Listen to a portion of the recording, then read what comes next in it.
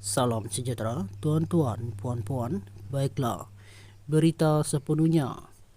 Pemimpin DAP, Nga Korming, telah menghidupkan semula amaran Talibannya menjelang pilihan raya umum dalam usaha memastikan pengundi bukan Islam tidak membuang undi mereka untuk Perikatan Nasional PN yang termasuk gerakan yang majoritinya kaum Cina.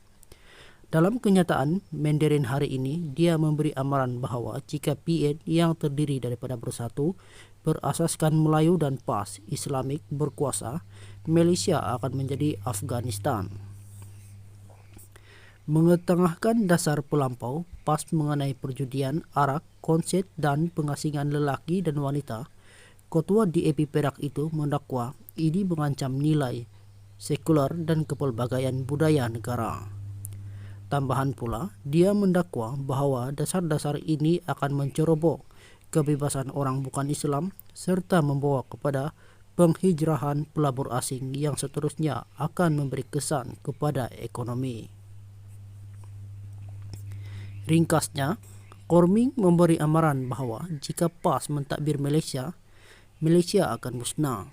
PN telah mengumumkan sekiranya gabungan itu menang, calon PAS akan menjadi Menteri Besar bagi Perlis, Kedah, Kelantan, Terengganu dan Pahang. Apa yang lebih teruk ialah Presiden PAS Abdul Hadi Awang akan menggantikan pengurusi PN Muhyiddin Yassin sebagai Perdana Menteri.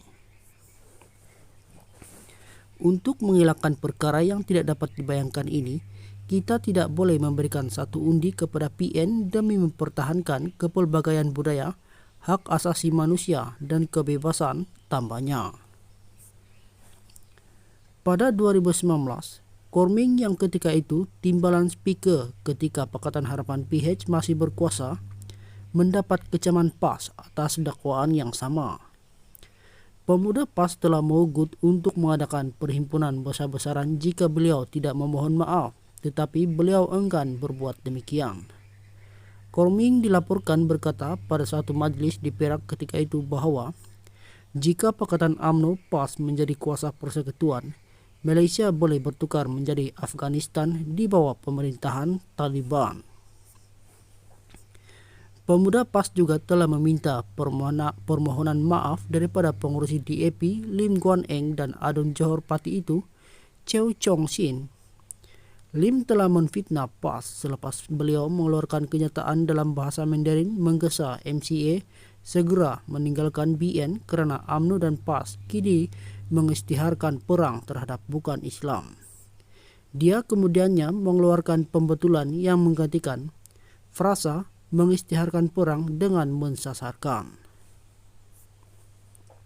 Sementara itu, Chew berkata pembunuhan beramai-ramai di masjid di New Zealand 2019 yang menyebabkan 50 orang terkorban harus dijadikan pengajaran kepada rakyat Malaysia tentang keperluan untuk membendung ekstremisme dan menyebut Perikatan UMNO PAS.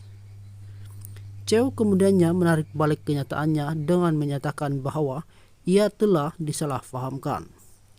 Kenyataan terbaru Korming itu dibuat susulan timbalan Presiden PKR Rafizi Ramli meminta orang bukan Melayu dalam PH untuk mengelak daripada mengkritik atau mempersendahkan pemimpin Melayu kerana ia akan membolehkan pesaing gabungan itu memutarbelit isu itu untuk keuntungan mereka.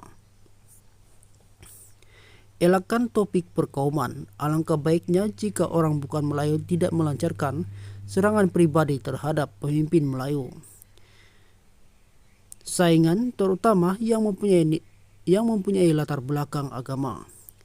Sensitiviti boleh diputar belit untuk menggambarkan orang bukan Islam mempersendahkan Islam.